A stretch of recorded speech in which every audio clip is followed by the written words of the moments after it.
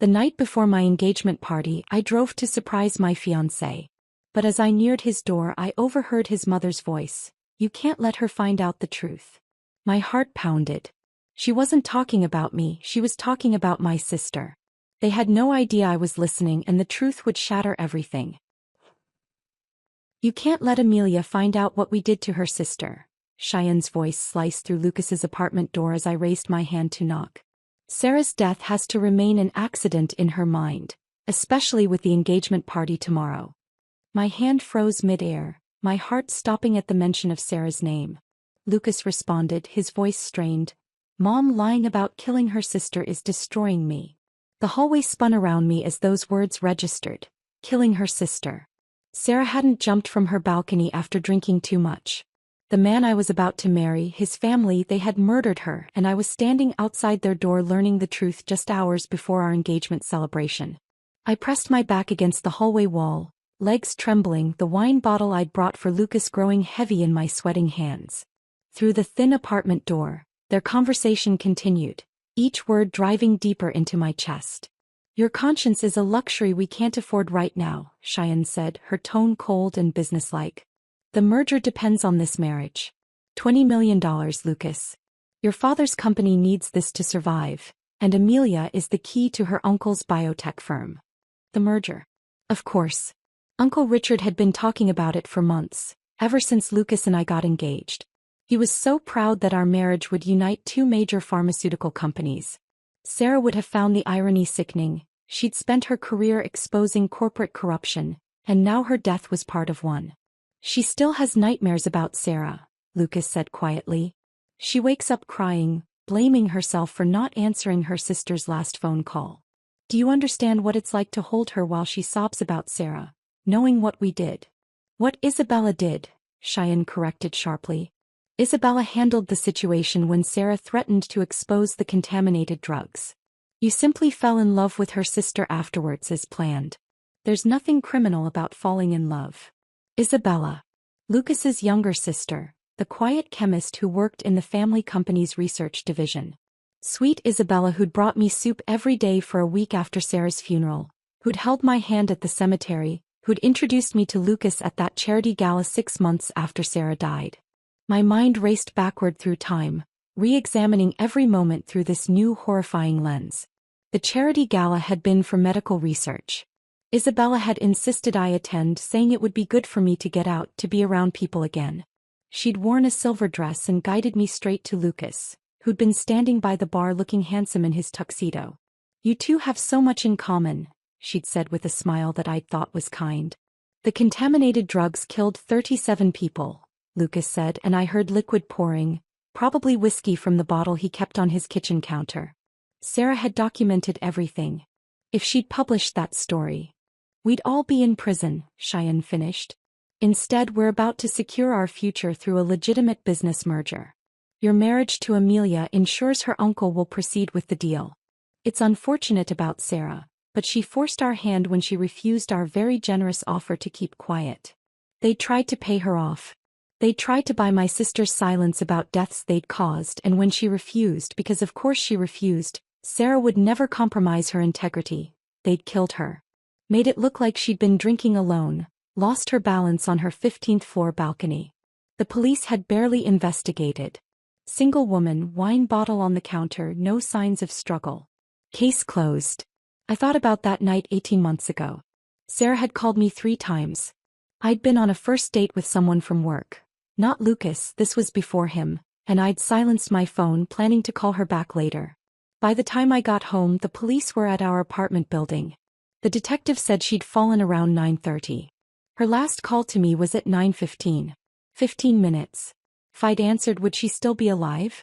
Would she have told me about the story, about the danger? Would I have rushed home instead of finishing dessert with a man whose name I could barely remember now? "Tomorrow's party needs to be perfect," Cheyenne was saying. 200 guests, including every major pharmaceutical executive on the East Coast. "When you and Amelia announce your engagement officially with her uncle's blessing, it legitimizes everything. The merger papers will be signed Monday morning." "And after we're married?" Lucas asked.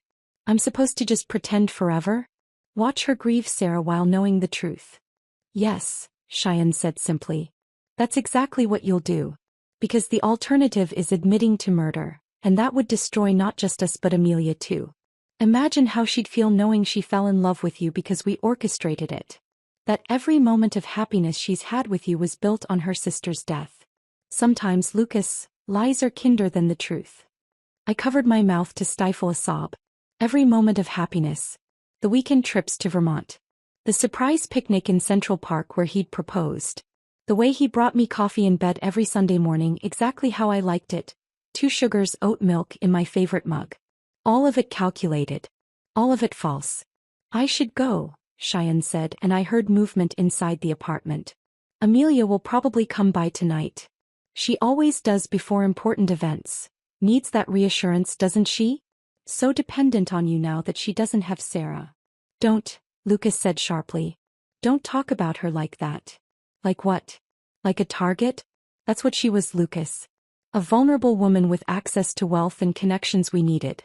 The fact that you developed feelings for her is an unexpected complication, but it doesn't change what this is. Footsteps approached the door. I couldn't move, couldn't breathe. They found me here. I'll take the service elevator, Cheyenne said, and the footsteps moved away. Remember, tomorrow is about the performance. Every smile, every touch, every loving glance matters. The merger depends on everyone believing this is a genuine love story. It is genuine, Lucas said quietly. At least for me. Cheyenne laughed, a cold sound that made my skin crawl. Then you're a better actor than I gave you credit for, son. Even you believe your own performance. I heard another door close. The service elevator entrance at the far end of Lucas's apartment. Still, I waited, frozen against the wall, for what felt like hours but was probably only minutes. Inside, I heard Lucas moving around, glass clinking, water running. Normal sounds of a normal evening for a man who'd helped murder my sister. Slowly, carefully, I backed away from his door and made my way to the stairwell. I couldn't risk the elevator. Couldn't risk running into Cheyenne or anyone else who might see my face and know something was wrong. 11 floors down, my legs shaking with each step, the wine bottle still clutched absurdly in my hand. I made it to my car and sat there in the parking garage, engine off, trying to process what I'd heard. Sarah was murdered. Lucas had seduced me on purpose. The engagement, the wedding, all of it was about money and mergers and covering up corporate killing. Tomorrow, 200 people would gather at the Fairmont Hotel to celebrate our engagement. They'd toast to our happiness, take photos for the society pages, congratulate us on finding love despite tragedy. And I would have to stand there beside him, smiling, pretending I didn't know the truth about my sister's death. My phone buzzed against the kitchen counter 3 days later, yanking me from the haze I'd been living in since that night outside Lucas's door.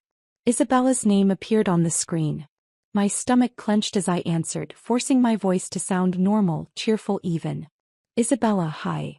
Amelia, I'm outside your building with something special. Can I come up? I have those wedding magazines you wanted to see, and I made Mom's famous chocolate chip cookies. I hadn't asked for wedding magazines. My hands trembled as I pressed the buzzer to let her in, quickly shoving the notebook where I'd been writing down everything I remembered from that overheard conversation into a kitchen drawer. By the time she knocked, I'd managed to arrange my face into what I hoped looked like excitement rather than terror. Isabella stood in my doorway holding a stack of thick bridal magazines and a tin that smelled of butter and chocolate. Her dark hair was pulled back in a neat ponytail, and she wore a cream sweater that made her look younger than her 28 years. But her smile, something was off about it. It stretched too wide, never quite reaching her brown eyes. You look tired, she said, stepping inside without waiting for an invitation. Pre-wedding stress? Something like that. She set everything on my coffee table and settled onto my couch, patting the spot beside her. I sat down carefully, maintaining distance without seeming obvious about it. The woman who'd helped murder my sister was now flipping through pages of white dresses and discussing lace versus satin. I've been working on something special for your wedding program, Isabella said, pulling out a leather notebook. A family history section. You know how the two families connect, shared values, that sort of thing. She tilted her head, studying me. I realized I don't know much about Sarah's career. Lucas mentioned she was a journalist. My chest tightened. Yes, investigative reporting mostly. How fascinating. Did she work from home? She must have had so many interesting stories. Isabella's fingers drummed against her notebook. Do you still have any of her work? Articles, notes? It would be wonderful to include something about her in the program, honor her memory. The way she said, honor her memory, made bile rise in my throat. I forced myself to shake my head casually. I donated most of her work things. Too painful to keep around. Isabella's hand had been reaching for her tea, but it stopped midway, hovering for just a second before continuing the motion. All of it? Even her computer? Why? The question came out sharper than I intended. Oh, I just thought there might be photos we could use. You know, of you two together. She took a sip of tea, but her eyes stayed fixed on me over the rim of the cup. Sarah was so talented. I remember reading something she wrote about pharmaceutical regulations. Very thorough. My blood turned to ice. She was fishing, trying to find out what I might know, what Sarah might have left behind. I forced myself to reach for a cookie, taking a bite I could barely swallow. She covered lots of topics. I didn't really keep track. Isabella nodded slowly, then abruptly changed course, pointing at a picture in the magazine. What about peonies versus roses for the bouquet? We spent another excruciating hour discussing flowers and table settings while she periodically circled back to questions about Sarah. Where she'd kept her files, whether she'd had cloud storage, if she'd ever mentioned specific companies she was investigating. Each question was wrapped in sympathy and wedding planning, but I could feel the probe beneath the surface, searching for what evidence might still exist. 2 nights later, the Smith estate loomed before us, all stone and intimidating windows. The pre-engagement dinner was supposedly just family, but Cheyenne had invited several close friends to celebrate privately before the big party. Lucas held my hand as we walked up the circular driveway, but his palm was damp, his grip too tight. The dining room was all dark wood and crystal, with a table that could seat 20. Cheyenne had placed me between Lucas and his father Thomas, a quiet man who rarely looked up from his plate. Across from us sat Cheyenne's friend Margaret, already on her 3rd glass of wine before the salad course arrived. Such a beautiful couple, Margaret slurred slightly, gesturing at Lucas and me with her fork. Though I have to say, Lucas, you certainly have a type. The room temperature seemed to drop. Cheyenne's smile became fixed, frozen. Margaret continued, oblivious. That Mitchell girl last year. What was her name? Rebecca? Rachel? Margaret, Cheyenne's voice cut like a blade. I think you're confused. No, I remember. Pretty blonde thing, inherited all that money from her tech startup father. You were quite smitten, Lucas, before she had that terrible accident. Sailing mishap, wasn't it? Lucas's face had gone white. His father finally looked up from his plate, shooting a warning glance at Margaret, who was too drunk to notice the tension she'd created. You're thinking of my nephew James, Lucas said, his voice strained. Different person entirely. But Margaret shook her head, wine sloshing dangerously in her glass. No, I distinctly remember because Cheyenne was so disappointed when it didn't work out. Said the girl was perfect for her. Cheyenne stood abruptly. Margaret, you're not feeling well. Let me help you to the guest room. She practically dragged Margaret from the dining room, leaving the rest of us in suffocating silence. Thomas cleared his throat and asked about the engagement party arrangements, but I couldn't focus on his words. Another girl. Another accident. Another inheritance. Later, in Lucas's car, I pressed him about Margaret's comments. His hands gripped the steering wheel, knuckles white in the dashboard light. She was confused, mixing up stories. Mom's friends gossiped too much, combined different people's lives into one narrative. He pulled into my apartment building's garage, parking but not turning off the engine. Amelia, you trust me, don't you? The question hung between us. 3 days ago I would have said yes without hesitation. Now I watched him pour himself whiskey with shaking hands when we got upstairs, downing it in one burning swallow. The merger has to go through, he said suddenly, staring out my living room window at the city lights. If it doesn't, we lose everything. The company, the house, all of it. Lucas. My father built that company from nothing. 20 years of his life. And now. He poured another drink. I'm the best thing that ever happened to him, that's what he tells me. But I'm also the worst because I can't save it alone. I need you. The company needs you. There was something in his voice, a weight that felt like confession and warning combined. He pulled me close, burying his face in my hair. I don't deserve you, Amelia. Remember that. Whatever happens, remember I know I don't deserve you. The next morning after Lucas left for work, I returned to the dreaded task of packing Sarah's room. Her laptop bag sat in the corner, covered in dust and airline tags from her last trip, a journalism conference in Boston she'd attended the month before she died. As I lifted it, something shifted inside, a weight that didn't match an empty bag. I unzipped every pocket, finding nothing but old receipts and dried-up pens. But the weight was wrong. Running my hands along the lining, I felt a hard edge beneath the fabric. There, a small slit in the inner lining, barely noticeable. Inside, wrapped in plastic, was a flash drive labeled "Insurance" in Sarah's handwriting. My hands shook as I plugged it into my laptop. Most of the folders were encrypted, requiring a password I didn't have. But one folder opened, SM Pharma Preliminary. Inside were photos, blurry but readable, of internal documents. Contamination reports, email threads discussing acceptable loss ratios, and a single audio file. I put in my earbuds and pressed play. A man's voice, unclear and distorted. 37 unreported cases across 6 states. The board knows. They've known for 3 years. Then static and Sarah's voice barely audible. I need more proof. One more source and we can. The recording ended abruptly, leaving me staring at my laptop screen in my silent apartment. Sarah's voice, frozen in time on that flash drive, talking about needing one more source. One more piece of evidence that she never got to find because they killed her first. I closed the laptop and sat back, my mind racing. The engagement party was tomorrow night.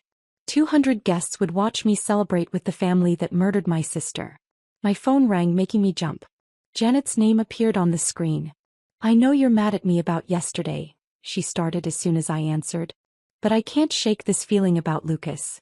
Something's not right, Amelia. Yesterday we'd had coffee at our usual place downtown.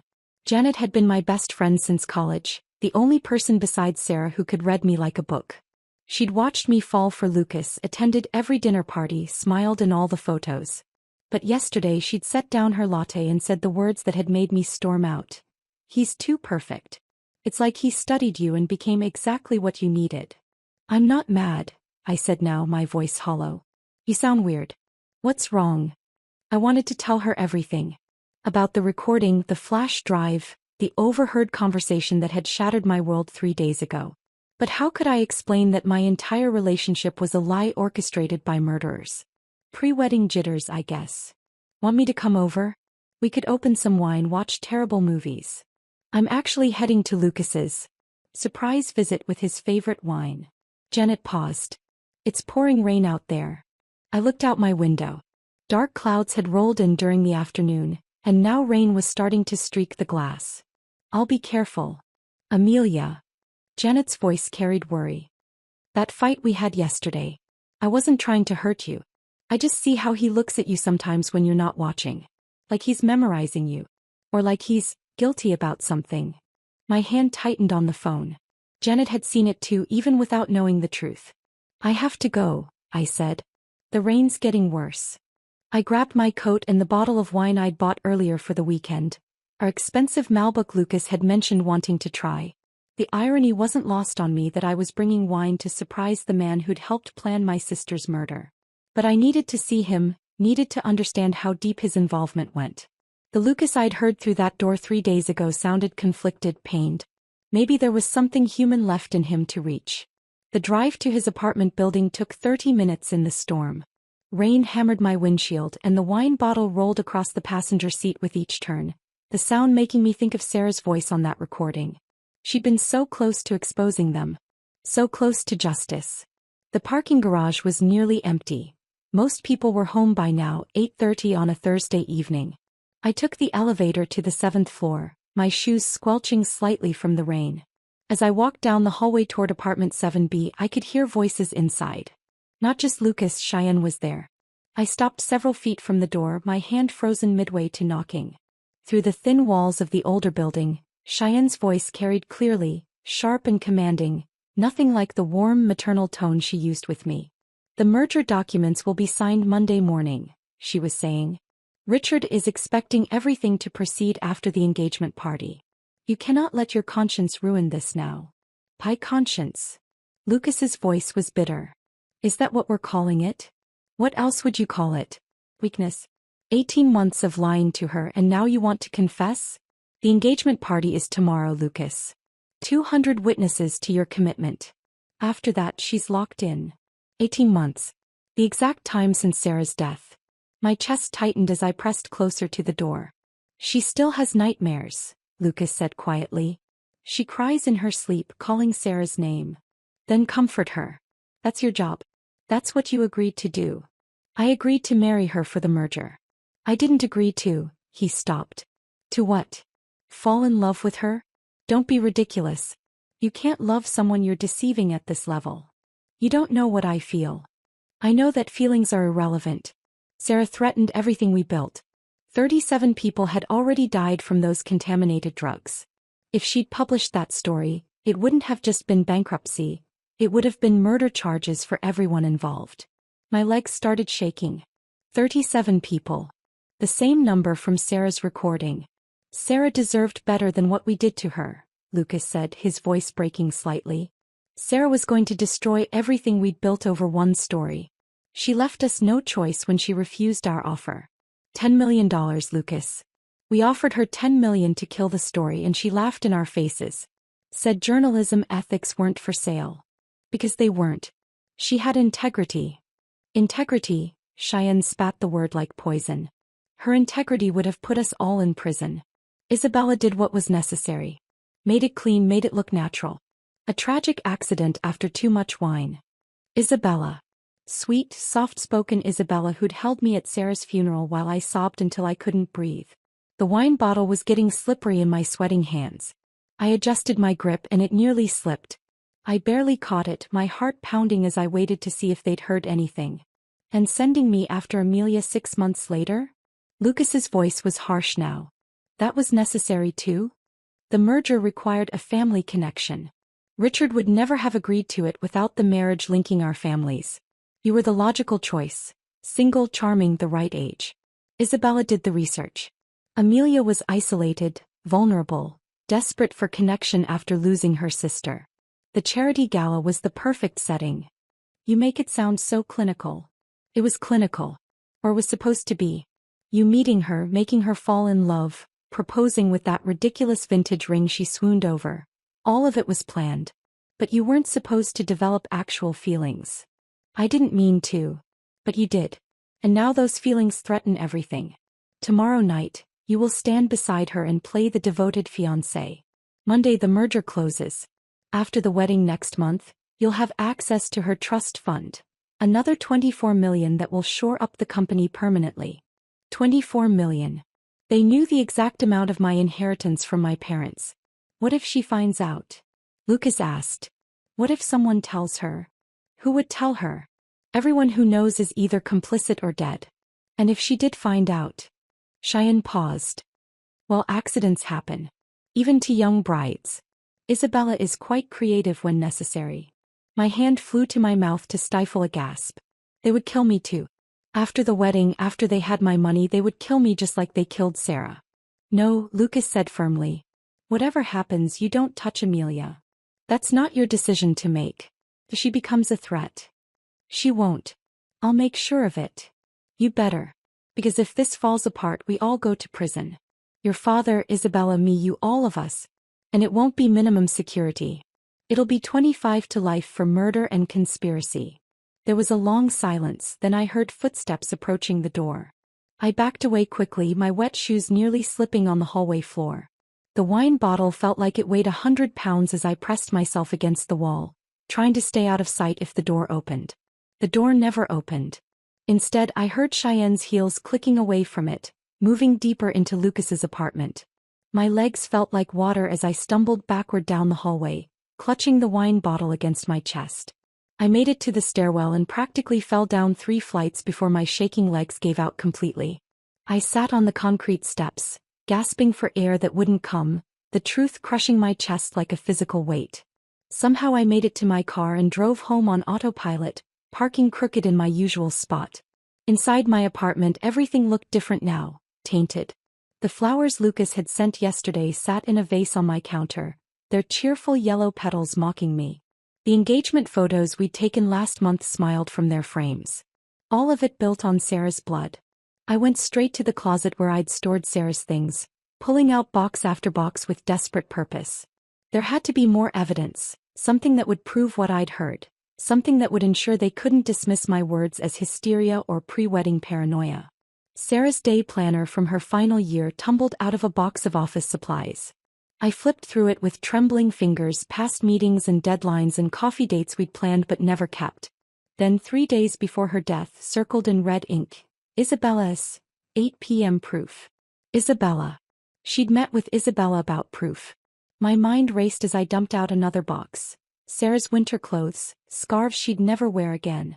In the bottom of her snow boot, wrapped in a sock, was an old flip phone I'd never seen before.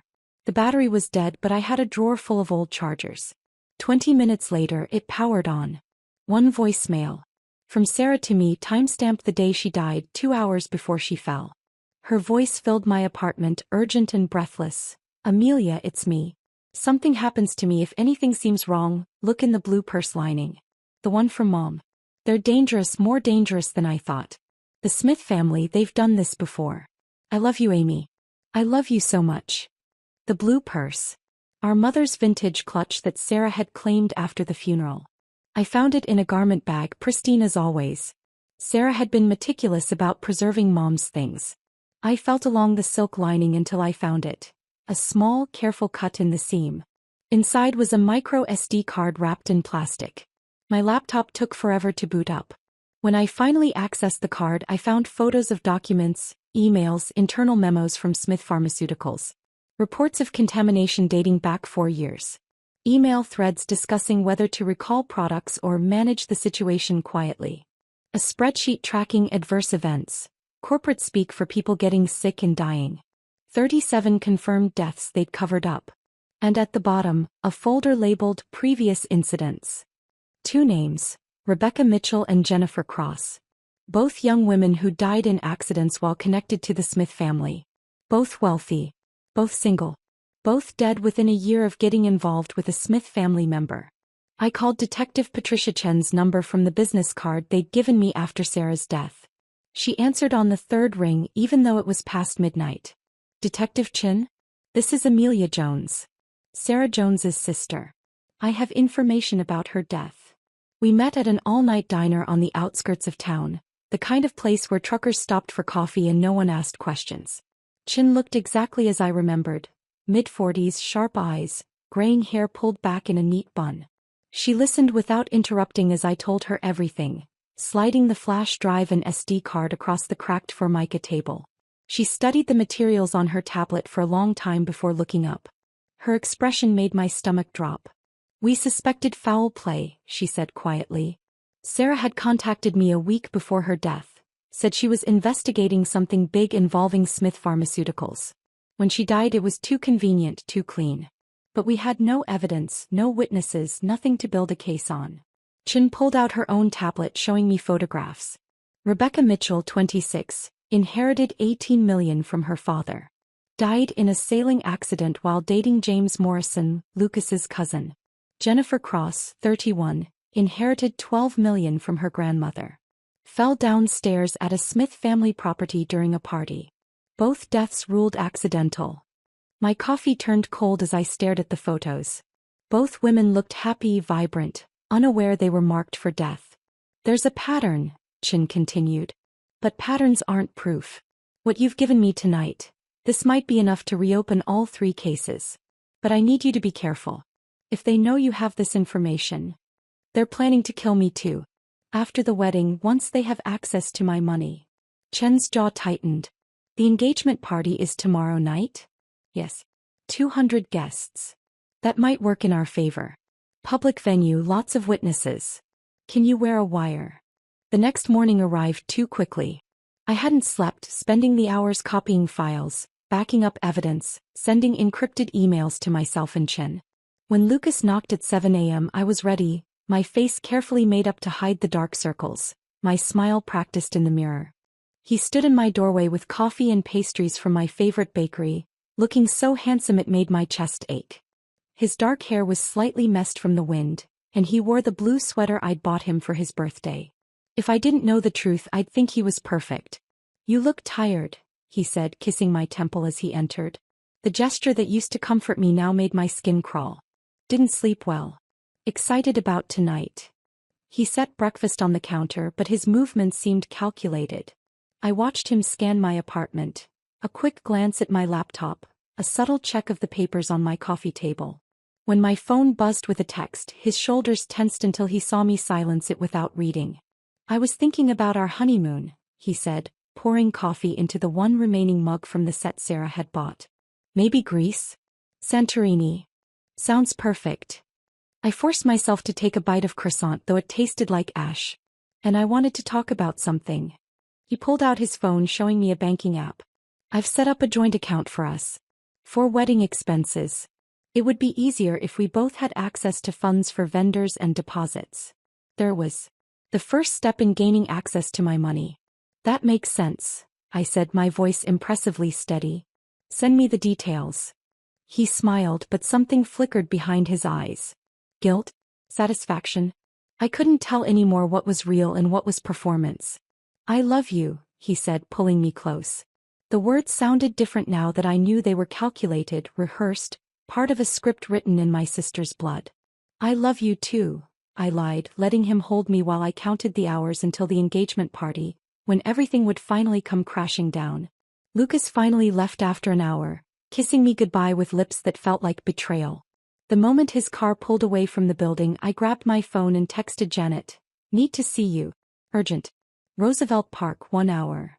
The park was mostly empty on a Friday afternoon, just a few joggers and dog walkers enjoying the unseasonably warm weather. Janet was already waiting on our usual bench near the pond, her laptop bag beside her, worry etched across her face. "What's going on? You sounded..." "Everything you said about Lucas was right," I interrupted, sitting down heavily beside her. "He's playing a role. They all are." Janet's eyes widened as I told her everything. The overheard conversations, Sarah's evidence, the other dead women. Her face went pale when I showed her the photos Detective Chin had shared. "We need to get you out of here," she said immediately. "Cancel the party, pack a bag, disappear." "No. If I run, they'll know I'm onto them. They'll destroy evidence, cover their tracks. Sarah will never get justice." "Sarah's gone, Amelia. You're still here. For how long? They've killed at least 3 women, maybe 5. If I don't stop them now, there'll be others." Janet was quiet for a moment, her paralegal mind working through the implications. Then she opened her laptop. "I did some research after our fight yesterday. Something about Lucas bothered me, so I started digging into the Smith family." She turned the screen toward me. Court documents filled the page. Settlements, sealed records, non-disclosure agreements. 5 wrongful death lawsuits in 8 years, all settled quietly out of court. Different jurisdictions, different circumstances, but always involving women between 25 and 35 who died shortly after becoming involved with Smith family members or business associates. My stomach churned as I scrolled through the documents. Jennifer Cross was there and Rebecca Mitchell, but also 3 other names I didn't recognize. Margaret Kane, Elizabeth Torres, Anna Volkov. All wealthy. All dead. All connected to the Smiths. "There's more," Janet said, pulling up another file. "Smith Pharmaceuticals has been hemorrhaging money for years. Every time they're about to go under, there's suddenly a new investor or a merger or a mysterious influx of capital. The timing always coincides with these deaths. They're serial killers," I whispered. "Corporate serial killers using murder to fund their business. Which is why you need to run. Tonight. I'll help you disappear." I shook my head. "The engagement party is tonight. 200 witnesses, including journalists and business leaders. If I can get them to confess publicly." "That's insane. Detective Chin is involved. I'll be wearing a wire." Janet grabbed my hands, her eyes filling with tears. "What if something goes wrong? What if they figure it out? Then at least there'll be evidence. Chin will have the recording." We spent the next hour backing up all the evidence to multiple cloud servers, encrypted drives, and Janet's secure work server. She created a dead man's switch. If I didn't check in every 12 hours, everything would automatically be sent to major news outlets and law enforcement agencies. "Promise me you'll be careful," she said as we parted. I promise I'll get justice for Sarah. 3 hours before the party, I met Detective Chin in a hotel room she'd booked under a false name. The technical specialist, a young man named Marcus, was already there with his equipment. The wire is completely undetectable under clothing, he explained, showing me a device no bigger than a button. The transmission range is 300 feet, and will have receivers throughout the ballroom. As he taped the transmitter against my ribs, the adhesive cold on my skin, he said quietly, "My sister was killed by a drunk driver 3 years ago. He had connections, expensive lawyers. Walked free after 18 months. I understand needing justice for family." Chin reviewed the plan while Marcus finished.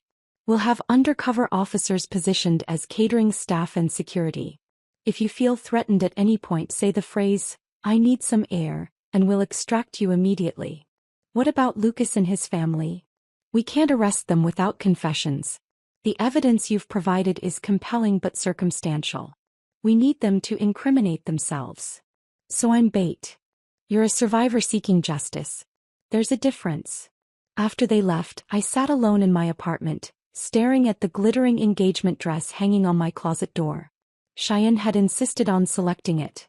A $10,000 creation of silk and delicate beading that made me look like a fairy tale princess. Now it felt like a costume for my final performance. My phone rang. "Lucas. Hey beautiful. Mom wants us to meet at the venue early for photos with the family." "Of course. What time?" 5:30. Before the guests arrive. An hour earlier than planned. My pulse quickened, but I kept my voice light. "Perfect. I'll see you there." I arrived at the hotel at 5:20, the wire pressing against my ribs with each breath. The ballroom looked magical. Twinkling lights, white roses everywhere, photos of Lucas and me displayed on elegant easels. It was exactly the engagement party I would have dreamed of, if it weren't a stage for exposing murderers. Cheyenne swept toward me in an elegant black gown, her smile predatory. "Amelia, darling, you look absolutely perfect. Like a princess from a fairy tale." "Thank you, Cheyenne." She linked her arm through mine, leading me toward a side room. "Before the photographer arrives, we need to handle a small bit of paperwork. Just routine prenuptial agreements. Nothing serious, just protecting both your interests." Inside the room, a man in an expensive suit waited with a leather portfolio. Lucas stood by the window, his back to us, shoulders tense. "This is Mr. Hartwell, our family attorney," Cheyenne said smoothly. "He's prepared some simple documents for you to sign." I glanced at the papers, seeing dense legal language about asset transfer and power of attorney. Exactly what Chin had warned me about. "I'd like my own lawyer to review these first," I said pleasantly. Cheyenne's smile tightened. "Oh, there's really no need. It's all standard." "Mom," Lucas turned from the window, his face strained. "If Amelia wants her lawyer to look at them, that's reasonable." Cheyenne's eyes flashed with irritation, but she maintained her composure. "Of course. We can handle it after the honeymoon." Isabella appeared in the doorway, already holding a glass of champagne despite the party not having started. Her cheeks were flushed, her eyes slightly glassy. "Are we doing photos yet?" she asked, swaying slightly. "Soon," Cheyenne said curtly. Isabella laughed, a tinkling sound that held an edge. "You know, Amelia, you're so much easier to work with than the others." The room went still. "What others?" Lucas's voice cut through the sudden silence, sharp and warning. Isabella giggled, taking another sip of champagne. "Oh, you know, the previous candidates. Rebecca was so stubborn about her sailing plans, and Jennifer asked too many questions about the family finances." She waved her hand dismissively. "But Amelia here, she just trusts everything we say. It's refreshing." Cheyenne's face had gone rigid, her perfectly manicured nails digging into her clutch. "Isabella, perhaps you should have some water." "I'm fine, Mother Cheyenne," Isabella sang out, deliberately using the nickname she knew Cheyenne hated. "Just celebrating our success. Another merger, another fortune secured for the family empire." Mr. Hartwell cleared his throat nervously, gathering his documents. "Perhaps I should give you all a moment." "Yes," Cheyenne said tightly. "We'll discuss the paperwork later." As the lawyer scurried out, I forced myself to laugh lightly. "Isabella, you make it sound like I'm some kind of business acquisition. Aren't you though?" Isabella stepped closer, her breath sweet with champagne. Lucas gets a beautiful wife, we get Uncle Richard's company, everyone wins. Well, except. That's enough. Lucas grabbed his sister's arm, steering her toward the door. Let's get you some coffee. I don't want coffee. I want more champagne. It's a celebration, isn't it? Celebrating how perfectly everything worked out after. The sharp crack of Cheyenne's palm against Isabella's cheek echoed through the room. Isabella stumbled backward, her eyes wide with shock, the champagne glass falling from her hand to shatter on the marble floor. Pull yourself together, Cheyenne hissed. You're embarrassing the family. Isabella touched her reddening cheek, tears welling in her eyes. I'm embarrassing the family? I'm the one who cleaned up your messes. I'm the one who made sure those women couldn't. Stop talking, Cheyenne commanded, but Isabella was already rushing from the room, her heels clicking frantically on the floor. Lucas ran his hands through his hair, messing up the perfect styling. This is a disaster. It's fine, Cheyenne straightened her gown, composing herself with frightening speed. Isabella's had too much to drink. No one will take her seriously. She turned to me with that predatory smile again. Shall we join the party? The guests are arriving. The ballroom had transformed into a glittering sea of designer gowns and expensive suits. Pharmaceutical executives mingled with society photographers, their conversations a blend of business deals and social gossip. I spotted at least 3 journalists Lucas had insisted on inviting. He'd said it would be good publicity for the merger announcement. Detective Chin passed by carrying a tray of champagne, dressed as catering staff. Her eyes met mine briefly, a silent check-in. I touched my earring, the agreed signal that I was okay. Uncle Richard appeared at my elbow, beaming with pride. His silver hair was freshly cut, his tuxedo impeccable. He looked like a man whose dreams were about to come true. There's my beautiful niece, he said, pulling me into a hug that smelled of expensive cologne and cigars. Your parents would be so proud, Amelia. This union between our families, it's going to secure everyone's future. The irony made my throat tight. You really think the merger is that important? $20 million important, he said, lowering his voice. The biotech industry is brutal. This partnership with Smith Pharmaceuticals gives us the distribution network we need. And with you and Lucas married, it's not just business, it's family. I wanted to tell him the truth, to warn him that his merger was built on murder, but the wire against my ribs reminded me to wait. Everything had to happen at the right moment. Ladies and gentlemen, the band leader announced, please welcome the couple of the hour for their first dance. Lucas appeared beside me, offering his hand with that perfect smile that had fooled me for so long. The crowd parted as he led me onto the dance floor, and the band began playing the song we'd chosen months ago, when I still believed in us. His hand settled on my waist, warm through the silk of my gown. You look absolutely breathtaking tonight, he whispered as we began to sway. Like something out of a dream. You always know what to say. Because it's true. He pulled me closer and I could feel his heart beating fast against my chest, right next to the wire recording every word. After tonight, after the merger announcement, we can finally relax. Maybe take a vacation before the wedding. Just disappear for a while. Disappear. The word sent chills down my spine. That sounds nice, I managed. I know things have been stressful with all the planning. But I promise, Amelia, once we're married, I'm going to spend every day making you happy. You deserve that after everything you've been through with Sarah. The casualness with which he mentioned my murdered sister while holding me in his arms made my stomach turn. But I forced myself to rest my head on his shoulder, breathing in that cologne that used to make me feel safe. I love you, I whispered, knowing the wire would pick up the lie. I love you too, he responded, and for a moment his voice cracked with something that sounded almost genuine. The song ended to enthusiastic applause. Lucas kissed my forehead before his mother appeared, champagne glass in hand, ready to make her toast. The crowd gathered closer, sensing something important was about to happen. Cheyenne tapped her ring against the crystal, the sound cutting through the chatter. If I could have everyone's attention, please. The room fell silent.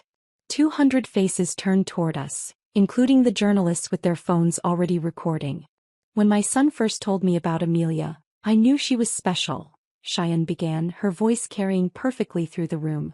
She came into our lives during a difficult time, having just lost her dear sister Sarah in that terrible tragedy. My fingernails dug into my palms. But as they say, from tragedy can come beauty.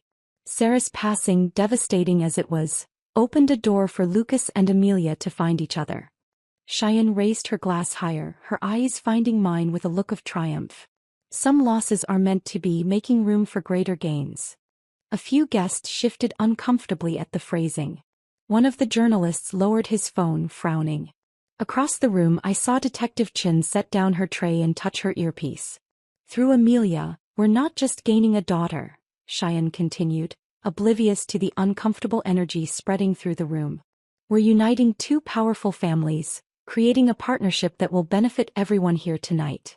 The merger between Richardson Biotech and Smith Pharmaceuticals, sealed by this beautiful union, will revolutionize the industry. She looked directly at me, her smile sharp as glass. To Amelia, who has brought such unexpected value to our family. And to profitable unions that rise from the ashes of loss. The toast was met with uncertain applause. Some guests drank, others just held their glasses, unsure how to respond to such a coldly transactional speech about what should have been a celebration of love. I set down my champagne glass and stepped forward, my heart pounding so hard I could hear it over the uncomfortable murmurs spreading through the ballroom. The wire against my ribs felt like armor as I raised my hand for silence. Thank you all for being here tonight, I began, my voice carrying clearly through the room. Before we continue celebrating, I want to take a moment to honor someone who couldn't be with us. My sister, Sarah Jones.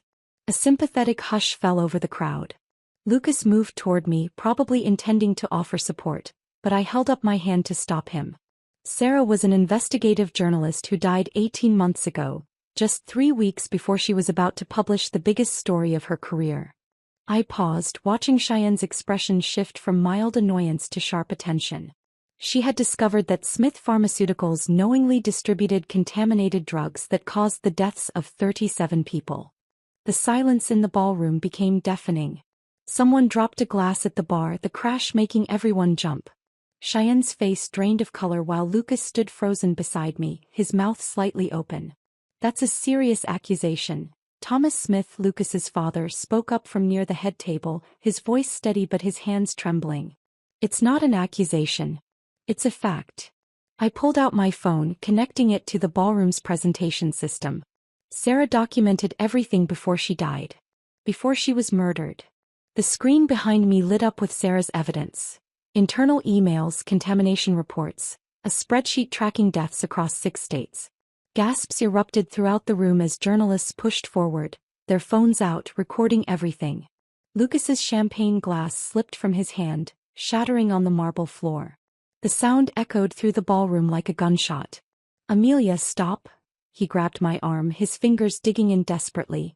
Please, you don't understand. I understand everything. I pulled away from him, addressing the crowd again.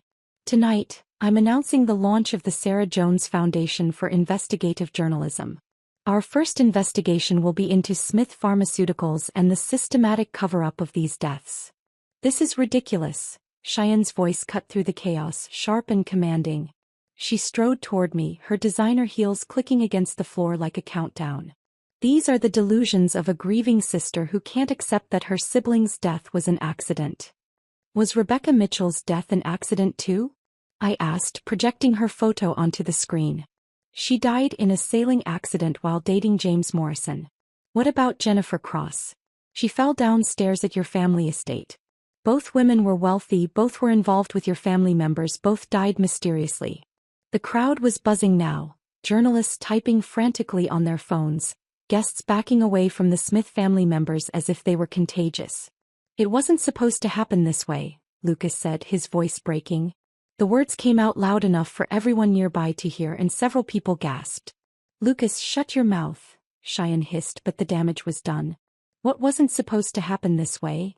I asked loudly, making sure everyone could hear. Sarah's murder? Or me finding out about it?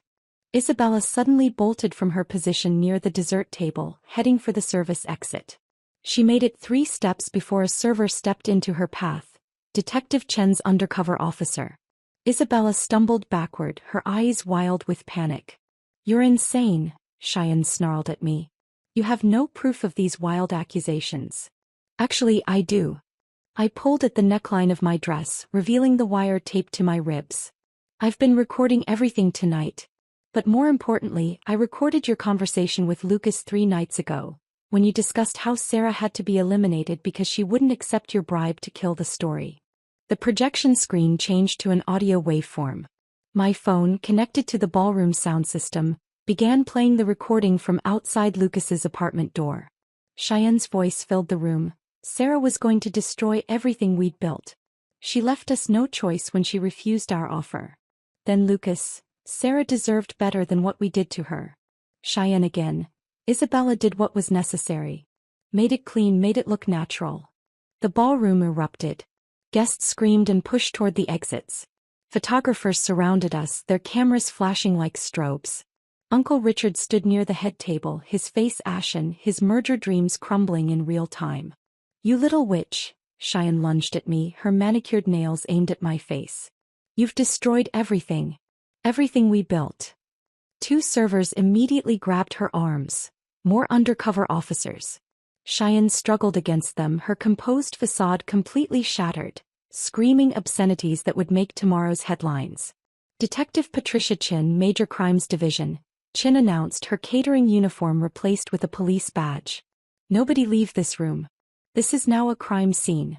Uniformed officers poured through the main entrance, their presence causing fresh waves of panic among the guests. The society photographers were having the night of their careers, capturing every second of high society's most dramatic downfall. Cheyenne Smith, you're under arrest for conspiracy to commit murder and murder in the first degree, Chin said as officers cuffed Cheyenne's hands behind her back.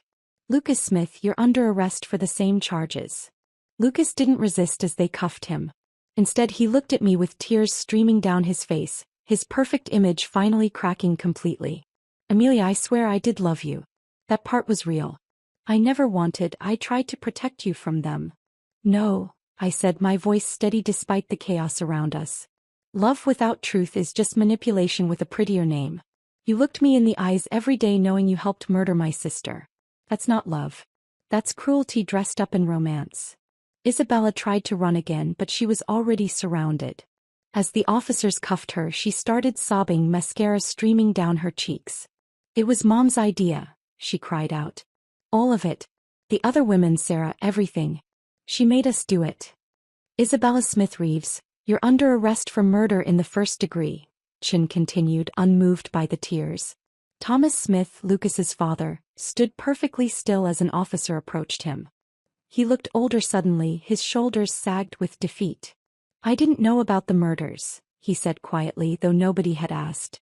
The contamination, yes. But not the murders. Thomas Smith, you're under arrest for negligent homicide in the deaths of 37 people due to contaminated pharmaceutical products. The ballroom looked like a disaster zone. Overturned chairs, shattered champagne glasses, abandoned designer shoes where women had kicked them off to run. The beautiful white roses were trampled on the floor, their petals scattered like snow. The journalists had formed a protective circle around me, shouting questions that blended into white noise. Camera flashes continued non-stop, documenting every second of the Smith family's destruction. Detective Chin walked me through the chaos of overturned chairs and scattered roses, her hand protective on my elbow as reporters shouted questions from every direction. My designer gown, the one Cheyenne had selected to mark me as a possession, dragged through spilled champagne and broken glass. Outside the hotel, police cars lined the street, their lights painting the night in alternating red and blue. Miss Jones, can you give us a statement? Amelia, how long did you know? Will you testify at the trial? Chin guided me into an unmarked car, shutting out the noise. As we pulled away, I watched through the rear window as officers led the Smith family out in handcuffs. Lucas's head was bowed, his shoulders shaking. Cheyenne fought every step, her face twisted with rage. Isabella had gone limp, requiring 2 officers to essentially carry her. The photographers captured it all. The downfall of one of the city's most prominent families, destroyed by their own greed. 6 months later, I sat in the courtroom's 3rd row, my hands folded in my lap as Judge Morrison read the sentences. The trial had been a media sensation, every detail of the Smith family's crimes dissected on news channels and true crime podcasts. I'd testified for 3 days, playing the recordings, presenting Sarah's evidence, reliving the nightmare over and over. Cheyenne Smith for the murders of Sarah Jones, Rebecca Mitchell and Jennifer Cross and conspiracy to commit murder. This court sentences you to life in prison without the possibility of parole. Cheyenne stood rigid in her orange jumpsuit, her once perfect hair now gray at the roots. She didn't look at me, hadn't throughout the entire trial. Her lawyer had tried to argue diminished capacity, claiming the stress of saving the family business had driven her to desperate measures. The jury hadn't bought it. Isabella Smith Reeves for the murder of Sarah Jones and conspiracy in the deaths of Rebecca Mitchell and Jennifer Cross, 25 years to life. Isabella sobbed quietly. She'd cooperated with prosecutors, providing detailed accounts of how she'd used her chemistry knowledge to make the deaths appear accidental.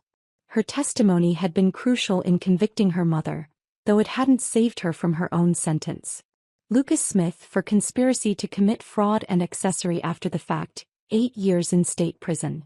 Lucas turned to look at me then, his eyes hollow. He'd lost weight during the trial, his designer suits replaced with ill-fitting court clothes. His lawyer had argued he was manipulated by his mother, that his feelings for me were genuine despite the circumstances. Maybe they were. It didn't matter anymore. Thomas Smith received 5 years for negligent homicide related to the contaminated drugs.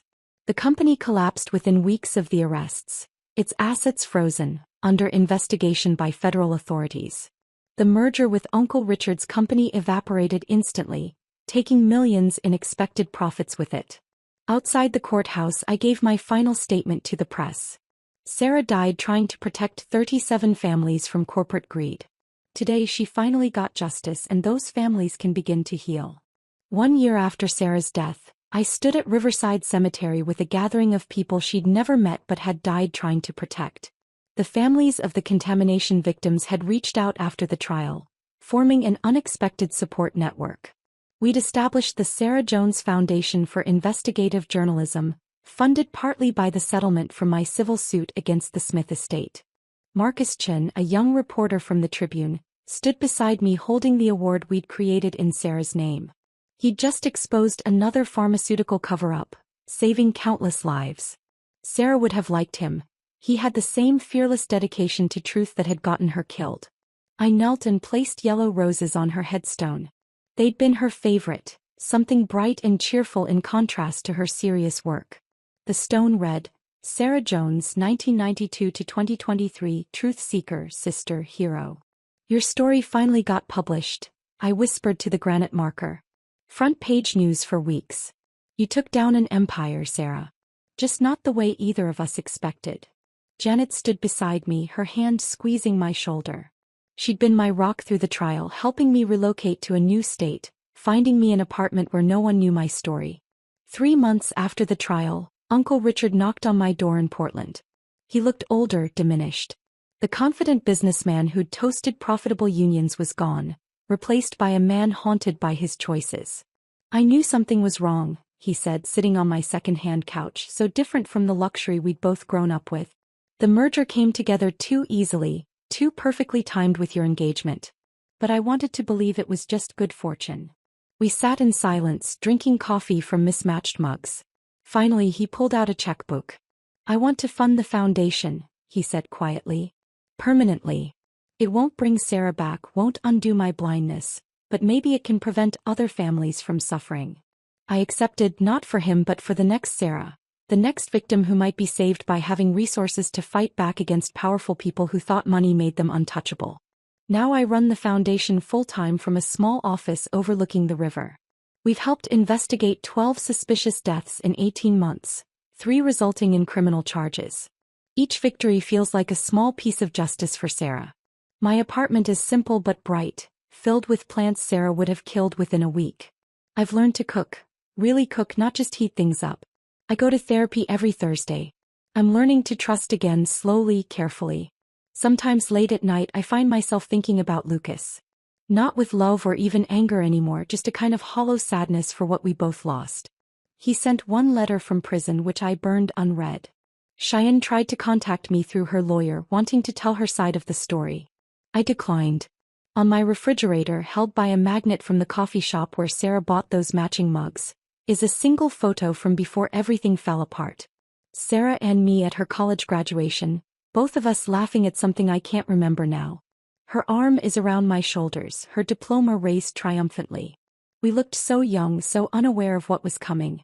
But Sarah's laugh, frozen in that photograph, reminds me daily that truth matters more than comfort, that justice matters more than peace, and that sometimes the greatest love you can show someone is refusing to let their death be in vain. If this story of justice and revenge had you on the edge of your seat, hit that like button right now. My favorite part was when Amelia revealed the wire at the engagement party, watching Cheyenne's perfect facade shatter in front of 200 witnesses. What was your most satisfying moment? Drop it in the comments below. Don't miss more gripping stories of truth triumphing over deception. Subscribe and hit that notification bell so you never miss an upload.